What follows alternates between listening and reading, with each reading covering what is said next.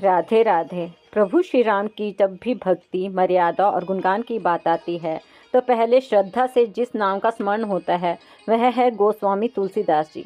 पर बहुत कम लोग जानते हैं कि जिन तुलसीदास जी ने संसार को रामचरितमानस जैसा अमृत दिया, वे किसी लोक से उतरे हुए देवदूत नहीं थे। वे भी हमारे जैसे ही मनुष्य थे, भावनाओं से भरे हुए, प्रेम में बंधे हुए और मोह में उलझे हुए। उनके बचपन का नाम था राम बोला। माता पिता का साया बहुत जल्दी उठ गया। जीवन में सुरक्षा, अपनापन, स्थिरता का अभाव था। ऐसे में जब उनका विवाह हुआ तो पत्नी केवल पत्नी ही नहीं बनी बल्कि उनका संसार बन गई। यह कोई विकृति नहीं थी, यह मनुष्य का स्वभाव है। जिसे जीवन में सहारा देर से मिलता है वह उसे कसकर पकड़ लेता है। पत्नी सुशील थी, समझदार थी, पर राम बोला का प्रेम धीरे धीरे आसक्ति बन गया था। इतनी गहरी आसक्ति कि पत्नी के बिना एक दिन भी सूना लगने लगा। एक समय ऐसा आया जब पत्नी को मायके जाना पड़ा। कारण बहुत साधारण था, घर का कोई आवश्यक कार्य। राम बोला मन से नहीं चाहते थे कि पत्नी जाए, पर सामाजिक मर्यादा और परिस्थिति के आगे उन्हें झुकना पड़ा। पत्नी चली गई, राम बोला का मन भी उसके साथ चला गया। दिन किसी तरह कट गया, पर रात केवल अंधकार नहीं लाती। रात मन के भीतर छिपे हुए मोह को जगा देती है। आधी रात के बाद जब पूरा गांव सो रहा था, राम बोला की आंखों में नींद नहीं थी। मन बेचैन था, हृदय व्याकुल था और सोच केवल एक ही थी, वह अकेली होगी, मैं उसके बिना कैसे रह सकता हूँ। न कोई योजना, न विवेक, यह विचार कि यह उचित है या अनुचित। बस उठे और चल पड़े। रास्ते में अंधेरी रात थी, नदी थी, सन्नाटा था, पर इससे बड़ा अंधकार उनके भीतर था, काम और मोह का। वे ससुराल पहुंचे, सब सो रहे थे, द्वार बंद था, चारों ओर चक्कर लगाया पर भीतर जाने का कोई मार्ग नहीं मिला। तब उनकी दृष्टि दीवार पर लटकती हुई एक रस्सी जैसी वस्तु पर पड़ी।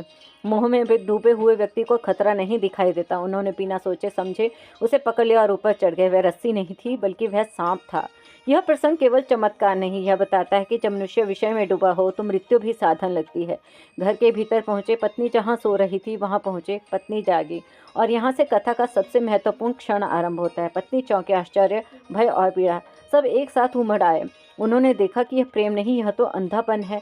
पत्नी ने डांटा नहीं, चीखी नहीं, बस सत्य कह दिया और वही सत्य वज्र बन गया। हाड़ मांस की देह मम, तापे ऐसी प्रीत जो राममय होत न तो भव भीत।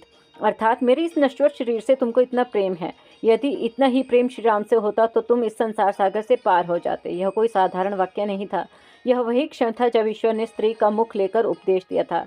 राम बोला मौन हो गए, मानो भीतर से सब कुछ टूट गया, मानो वर्षों की नींद एक ही क्षण में खुल गई। उसी क्षण उन्होंने निर्णय लिया। न घर लौटे, न किसी से कुछ बोले, न पत्नी से कुछ कहा, बस बाहर निकले और राम राम जपते हुए चले गए। यही राम बोला समाप्त हो गया और यहीं से तुलसीदास का जन्म हुआ। बाद में पत्नी को अपने शब्दों की तीव्रता का आभास हुआ, उन्हें चिंता हुई, पश्चाताप हुआ। उन्होंने पत्र लिखा और उत्तर में तुलसीदास जी ने जो लिखा बताता है कि उन्होंने संसार का नहीं राम का रस चख लिया था।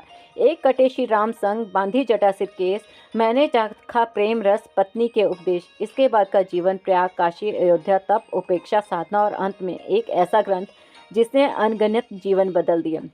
यह कथा इसलिए नहीं कही जाती कि पत्नी को कठोर बताया जाए।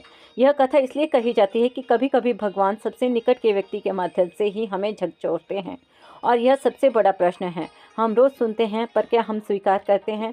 क्योंकि जिस दिन स्वीकार कर लिया उसी दिन से हमारे जीवन में न कोई दो पंक्तियां राम बोला को जगा ही देंगी।